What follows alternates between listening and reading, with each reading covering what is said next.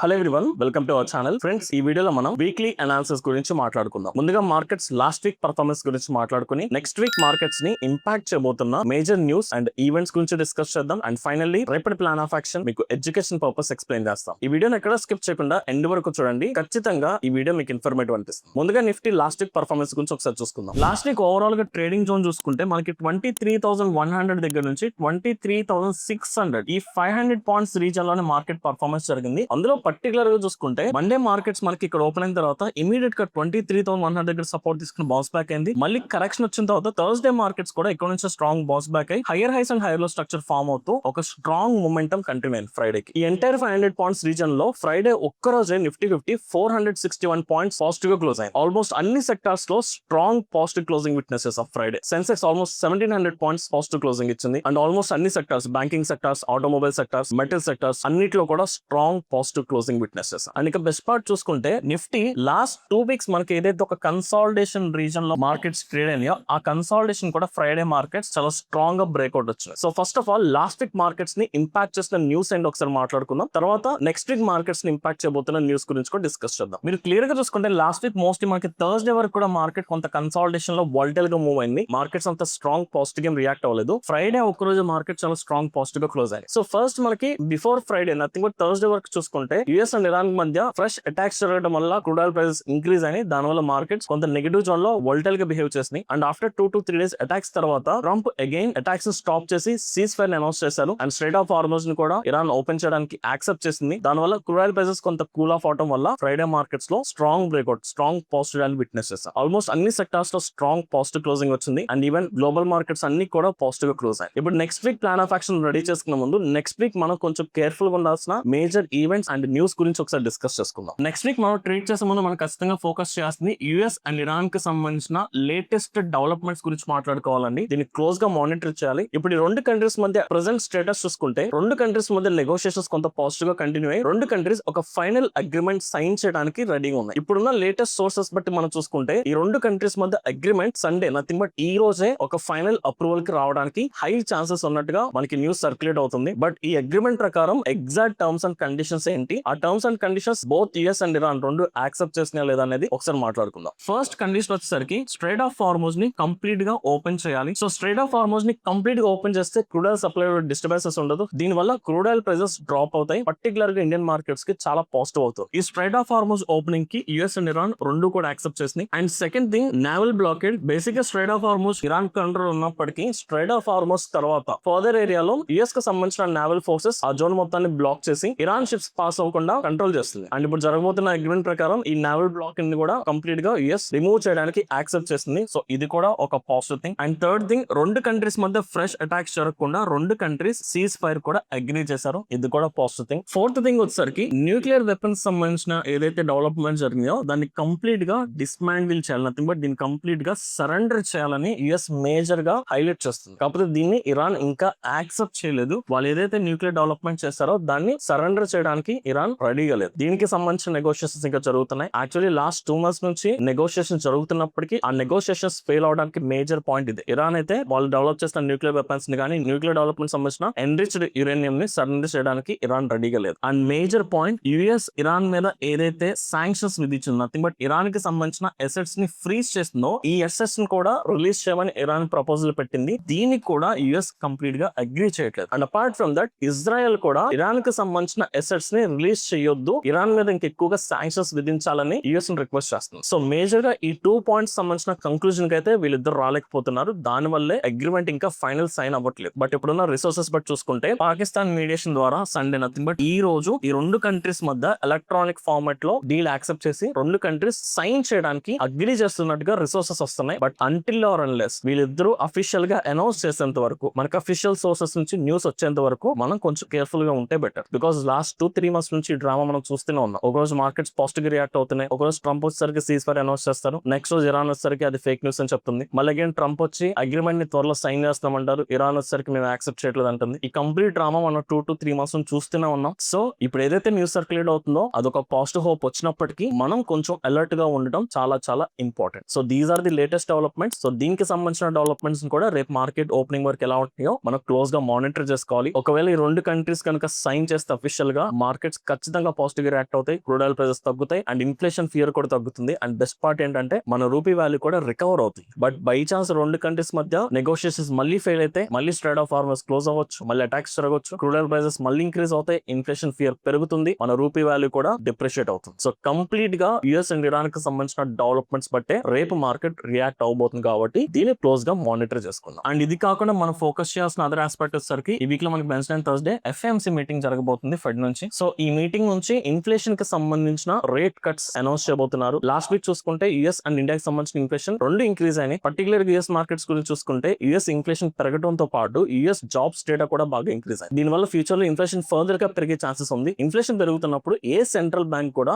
Interest rates ని తగ్గించదు. Either interest rates ని neutral గా ఉంచొచ్చు లేదా ఇన్ఫ్లేషన్ ని కంట్రోల్ చేయడానికి ఇంట్రెస్ట్ రేట్స్ ఇంకా పెంచొచ్చు. సో ఇప్పుడున్న ఎక్స్పెక్టేషన్స్ బట్టి ఇంట్రెస్ట్ రేట్స్ కట్ చేసే పాసిబిలిటీస్ అస్సలు లేవు. బట్ ఫర్దర్ ఫ్యూచర్ అవుట్లుక్ ఏంటి, ఒకవేళ ఇంట్రెస్ట్ రేట్స్ కట్ చేస్తే ఎప్పుడు కట్ చేసే ఛాన్సెస్ ఉన్నాయి, దానికి సంబంధించిన ఫర్దర్ డెవలప్మెంట్స్ గురించి ఒక ఫ్యూచర్ అవుట్లుక్ అనేది డిస్కస్ చేయబోతున్నారు. ఈ మీటింగ్ కూడా చాలా చాలా మేజర్ ఈవెంట్, దీన్ని కూడా మనం క్లోజ్ గా మానిటర్ చేయాలి. And apart from these things markets impact చేసే స్ట్రాంగ్ ఈవెంట్స్ అయితే ఈ వీక్ లో మనం ప్యూర్లీ క్రూడ్ ఆయిల్ ప్రైసెస్ ని, యుఎస్ అండ్ ఇరాన్ సంబంధించిన డెవలప్మెంట్స్ ని, ఎఫ్ఎంసీ మీటింగ్స్ వీటిని క్లోజ్ గా మానిటర్ చేసుకుని దీని తగ్గట్టుగా రియాక్ట్ అవడానికి ట్రై చేయాలి. సో ఇప్పుడు వీటన్నిటిని బేస్ చేసుకుని మండేకి సంబంధించిన ప్లాన్ ఆఫ్ యాక్షన్ రెడీ చేసుకుందామండి. ఫస్ట్ మేజర్ లెవెల్స్ చూసుకుందాం. సో 15 మినిట్స్ లో చూసుకుంటే మనకి మేజర్ రీసెంట్ స్వింగ్ హై 23,500 చాలా క్లియర్ గా బ్రేక్ చేసింది కాబట్టి దీన్ని మనం ఒక ఇమీడియట్ సపోర్ట్ కింద కన్సిడర్ చేసుకుందాం. ఫాలోడ్ బై 23,800 దగ్గర ఒక మేజర్ రెసిస్టెన్స్ ఉంది అండ్ ఇంకా ఫర్దర్ గా 24,000 దగ్గర కూడా ఒక strong psychological strong resistance. So ఇప్పుడు మార్కెట్ లో కొంత పాజిటివ్ సెంటిమెంట్ ఎస్టాబ్లిష్ అవుతుంది. ఫ్రైడే ఇండియన్ మార్కెట్స్ కాదు గ్లోబల్ మార్కెట్స్ అన్ని కూడా పాజిటివ్ గా క్లోజ్ అయ్యాయి అండ్ మోస్ట్లీ న్యూస్ పరంగా కూడా కొంత పాజిటివ్ స్టేట్మెంట్స్ ఎక్స్పెక్ట్ చేస్తున్నాం కాబట్టి ఫస్ట్ ప్రయారిటీ పాజిటివ్ సైడ్ కి ప్లాన్ చేసుకుందాం. ఒకవేళ ఈ రోజు కనుక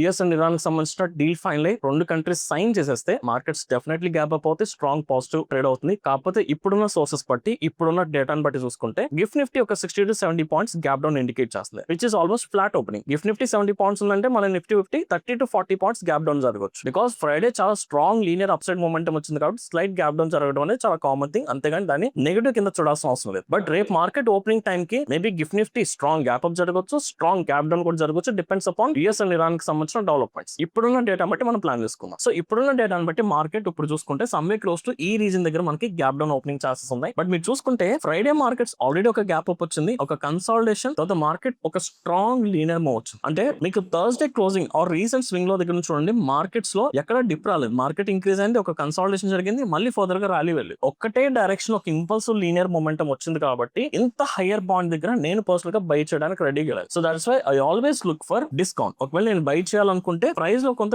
డిస్కౌంట్ కోసం నేను వెయిట్ చేస్తాను. సో నథింగ్ బట్ ఒక పుల్ బ్యాక్ గానీ ఒక కరెక్షన్ ఒక ప్రాఫిట్ బుకింగ్ జరిగిన తర్వాత ట్రేడ్ తీసుకోవడానికి ట్రై చేస్తాను. సో ఈ ప్రాసెస్ తో మార్కెట్ ఎక్కడ ఓపెనింగ్ జరిగినా అంటే ఇంట్రాడే హై పాయింట్ కింద ఎక్కడ ఓపెనింగ్ జరిగినా సో 23,500 దగ్గర మనకి ఇమీడియట్ సపోర్ట్ ఉంది కాబట్టి ఆ లెవెల్ కి వచ్చేంత వరకు వెయిట్ చేసి ఇక్కడ నుంచి మార్కెట్ ఎప్పుడైతే ఫర్దర్ గా బౌన్స్ బ్యాక్ అవుతుందో ఈ మొమెంటం కోసం వెయిట్ చేసి ఇక్కడ అప్ సైడ్ ట్రేడ్ తీసుకోవడానికి ట్రై చేస్తాం. This is the first scenario. ఒకవేళ ఈ సినారియో వర్క్ అవ్వలేదు, మార్కెట్ ఇక్కడ ఫ్లాట్ ఓపెనింగ్ జరిగింది 23,500 వచ్చింది, ఇక్కడ ఎక్కడ నా బయింగ్ ఇండికేషన్ కానీ స్ట్రాంగ్ బయింగ్ యాక్టివిటీ కనిపించలేదు, ఆ ప్రాసెస్ లో ఈ కన్సాలిడేషన్ కూడా ఇగ్నోర్ చేసుకుంటాం. ఒక కన్సాలిడేషన్ ఇనిషియేట్ అయ్యి ఆ కన్సాలిడేషన్ ఫ్రెష్ బ్రేక్అవుట్ వచ్చిన this is the second scenario, ఇక్కడ అప్ సైడ్ ట్రేడ్ తీసుకోవడానికి ట్రై చేస్తాం. లేదా ఒకవేళ మార్కెట్ చాలా స్ట్రాంగ్ గ్యాప్ అప్ జరిగింది, maybe US and Iran deal sign అయిపోయింది, మార్కెట్స్ చాలా స్ట్రాంగ్ గ్యాప్ అప్ ఓపెనింగ్ జరిగితే మేబీ ఫర్ ఎగ్జాంపుల్ 23,800 కానీ ఆర్ఎస్ 24,000 దగ్గర మార్కెట్ ఓపెనింగ్ జరిగిన అక్కడ నుంచి కూడా ఇమీడియట్ బయింగ్ కూడా చేయండి. ఎందుకంటే బికాస్ ఆల్రెడీ మనం డిస్కస్ చేసాం ఒక లీనియర్ మొమెంటం వచ్చింది, మళ్ళీ ఫర్దర్ గ్యాప్ ఉంటే ఆ మొమెంటం ఇంకా ఫర్దర్ గా కంటిన్యూ అయింది కాబట్టి ఇంత హై పాయింట్ లో ఎవరు బై చేయరు, ఏ ప్రొఫెషనల్ ట్రేడర్ కూడా హై ప్రైస్ దగ్గర బయింగ్ ఆపర్చునిటీ కోసం వెయిట్ చేయడు. సో దట్స్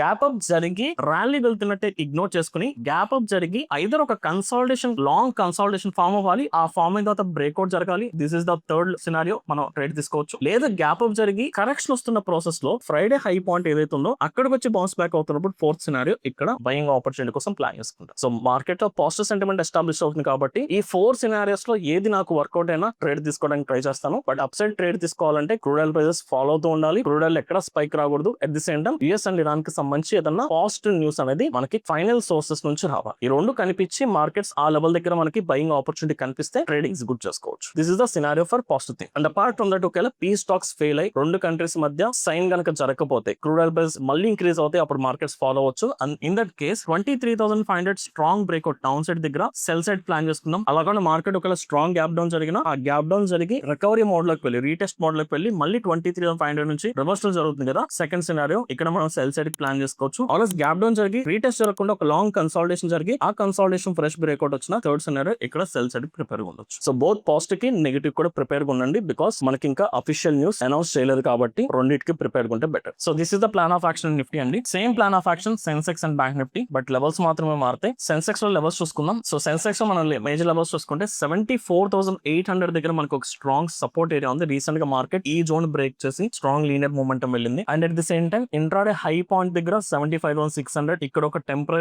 రెసిస్టెన్స్ కింద కన్సిడర్ చేసుకుందాం, బట్ మేజర్ రెసిస్టెన్స్ 76,000 దగ్గర స్ట్రాంగ్ రెసిస్టెన్స్ ఉంటుంది. సో ఇందులో కూడా మనకి సేమ్ నిఫ్టీలో ఎలాగైతే ప్లాన్ చేసుకున్నామో same kind of plan of action. So market కొంత గ్యాప్ డౌన్ జరిగిన తర్వాత గ్యాప్ ఫిల్ చేసే ప్రాసెస్ లో 74,800 కి వచ్చి బౌన్స్ బ్యాక్ అవుతున్నా ట్రేడ్ ప్లాన్ రెడీ చేసుకుంటాను. లేదా గ్యాప్ డౌన్ జరిగే కన్సాలిడేషన్ కంటిన్యూ అవుతున్న ప్రాసెస్ లో ఇంట్రాడే హై బ్రేక్ చేసిన ఈ రెండు సినారియోస్ అప్ సైడ్ కి రెడీగా ఉందాం. ఇఫ్ నాట్ సో మార్కెట్ ఒక మేజర్ గ్యాప్ అప్ కనుక జరిగితే గ్యాప్ ఫిల్ చేసినప్పుడు సేమ్ ఇంట్రాడే హైకి వచ్చి మళ్ళీ బౌన్స్ బ్యాక్ అవుతున్న థర్డ్ సినారియో ఇక్కడ కూడా బై సైడ్ కి రెడీగా ఉంటాం. డౌన్ సైడ్ కి వెళ్ళాలనుకుంటే క్లియర్ గా 74,800 బిలో స్ట్రాంగ్ క్లోజింగ్ ఇస్తే సెల్ సైడ్ కి ప్లాన్ చేసుకోవచ్చు. If not so gap down జరిగి మళ్ళీ రీటెస్ట్ మోడ్ లోకి వెళ్ళినప్పుడు కూడా ఇక్కడ నుంచి రివర్సల్ దగ్గర కూడా సెల్ సైడ్ కి ప్రిపేర్ ఉండొచ్చు. సో 74,800 బిలో మనం డౌన్ సైడ్ కి రెడీగా ఉంటే better. Finally bank Nifty last 2 weeks నుంచి నిఫ్టీ సెన్సెక్స్ తో కంపేర్ చేసుకుంటే బ్యాంక్ నిఫ్టీ చాలా బెటర్ గా పర్ఫార్మ్ చేస్తుంది. రీసెంట్ గా ఆర్బీఐకి సంబంధించిన మేజర్ పాజిటివ్ న్యూస్ వచ్చినాయి అండ్ ఆర్బీఐ కూడా రెపో రేట్స్ ని ఇంక్రీజ్ చేయట్లేదు, న్యూట్రల్ గా ఉంచుతుంది. అది కూడా ఒక పాజిటివ్ థింగ్. సో ఏదైనా పాజిటివ్ న్యూస్ వస్తే బ్యాంకింగ్ సెక్టర్ లో మంచి మొమెంటం ఎక్స్పెక్ట్ చేయాలి, బికాస్ రూపీ వాల్యూ కూడా కొంత డిప్రెషియేట్ అవుతుంది. సో బ్యాంక్ నిఫ్టీలో మనం మేజర్ లెవెల్స్ మార్క్ చేసుకుందాం. So intraday high point closest గా మనకి 57,000 సైకలాజికల్ రౌండ్ ఫిగర్ ఉంది, స్ట్రాంగ్ రెసిస్టెన్స్ లెవెల్. అండ్ 56,000 దగ్గర కూడా ఒక ఇమీడియట్ సపోర్ట్ ఉంది. ఇన్ బిట్వీన్ 56,500 కూడా ఒక టెంపరీ సపోర్ట్ కింద వర్క్ అవచ్చు. సో మార్కెట్ డిప్ అవుతున్నప్పుడు 56,500 నుంచి బౌన్స్ బ్యాక్ అయినా up side by side plan చేసుకోవచ్చు. 57,000 బ్రేక్ చేసిన అప్ సైడ్ ప్లాన్ చేసుకోవచ్చు. ఆర్ఎస్ డిప్ ఇంకా ఫర్దర్ గా కంటిన్యూ 56,000 నుంచి బౌన్స్ బ్యాక్ అయినా థర్డ్ లొకేషన్ ఇక్కడ అప్ సైడ్ ప్లాన్ చేసుకోవచ్చు. డౌన్ సైడ్ కి వెళ్ళాలి అనుకుంటే బ్యాంక్ నిఫ్టీలో మనకి ఇక్కడ కన్సాలిడేషన్ రీజన్ బ్రేక్ అయిన తర్వాత మార్కెట్ పైకి వెళ్ళింది కదా, మళ్ళీ ఆ కన్సాలిడేషన్ డౌన్ సైడ్ బ్రేక్ అయితే కానీ మనం డౌన్ సైడ్ ప్రిపేర్ ఉండక్కర్లేదు. అప్పటి వరకు any pullback will be the buying opportunity in back. Finally crude oil and bitcoin కి సంబంధించిన లెవెల్స్ కూడా చూద్దాం. So crude oil prices fall అయినాయి. లాస్ట్ వీక్ మనం చూసుకుంటే crude oil price particular Friday $87 కి రీచ్ అయింది. 90 బిలో రీసెంట్ డేస్ లో చూసాం. సో అది ఒక పాజిటివ్ న్యూసే. సో క్రూడ్ ఆయిల్ ప్రైస్ రేపు ఓపెనింగ్ ఇంకా గ్యాప్ డౌన్ జరిగితే మార్కెట్స్ పాజిటివ్ గా రియాక్ట్ అవుతాయి. సో క్రూడ్ ఆయిల్ లో చూసుకుంటే మీకు 8,000 జోన్ దగ్గర స్ట్రాంగ్ సపోర్ట్ లెవెల్ ఉంది. సో సపోర్ట్ లెవెల్ స్లైడ్ గా బ్రేక్ డౌన్ జరిగినప్పటికీ మళ్ళీ రీటెస్ట్ మోడ్ లోకి ఒక కన్సాలిడేషన్ లోకి ప్రైస్ ఇప్పుడు వెళ్ళిపోయింది కాబట్టి ఈ కన్సాలిడేషన్ నథింగ్ బట్ ఫ్రైడే లో పాయింట్ ఏదైతే ఉందో ఈ లో పాయింట్ డౌన్ సైడ్ బ్రేక్ చేస్తే మనం ఫర్దర్ గా సెల్ సైడ్ ప్లాన్ చేసుకోవచ్చు. ఆర్ఎస్ గ్యాప్ డౌన్ జరిగిన రీటెస్ట్ మోడ్ లోకి వెళ్ళి డౌన్ సైడ్ వచ్చినప్పుడు కూడా సెల్ సైడ్ ప్రిపేర్ ఉందాం. ఒకవేళ న్యూస్ నెగిటివ్ గా వస్తుంది నథింగ్ బట్ డీల్ ఫైనలైజ్ అవ్వలేదు అలాంటి ఏదైనా నెగిటివ్ న్యూస్ వచ్చిందంటే ఇక్కడ స్వింగ్ హై ఫామ్ అయింది కదా 8,300 ఈ జోన్ అబౌవ్ కూడా మనం బై సైడ్ కి రెడీగా ఉండొచ్చు. నథింగ్ బట్ ఇక్కడ ఏదైతే జోన్ ఉందో ఇది మనకి నో ట్రేడింగ్ జోన్. ఈ జోన్ బ్రేక్అవుట్ బట్టి డైరెక్షన్ డిసైడ్ అవ్వచ్చు. ఫైనల్ గా bit coin. So bit coin చూసుకుంటే మనకి రికవరీ మోడ్ లోకి వెళ్ళింది. ఈ రోజు కూడా ఇప్పటికీ లైవ్ లో చూసుకుంటే పాజిటివ్ గా ట్రేడ్ అవుతుంది, బికాస్ మనం ఇందులో మాట్లాడుకునే రీజనే. కాకపోతే ఇక్కడ బిట్ కాయిన్ మేజర్ రెసిస్టెన్స్ దగ్గర ఉంది. మీరు ఒకసారి 1 hour టైం ఫ్రేమ్ లో కానీ డైలీ టైం ఫ్రేమ్ లో మీరు చెక్ చేసుకుంటే రీసెంట్ స్వింగ్స్ దగ్గర ప్రైస్ ఇప్పుడు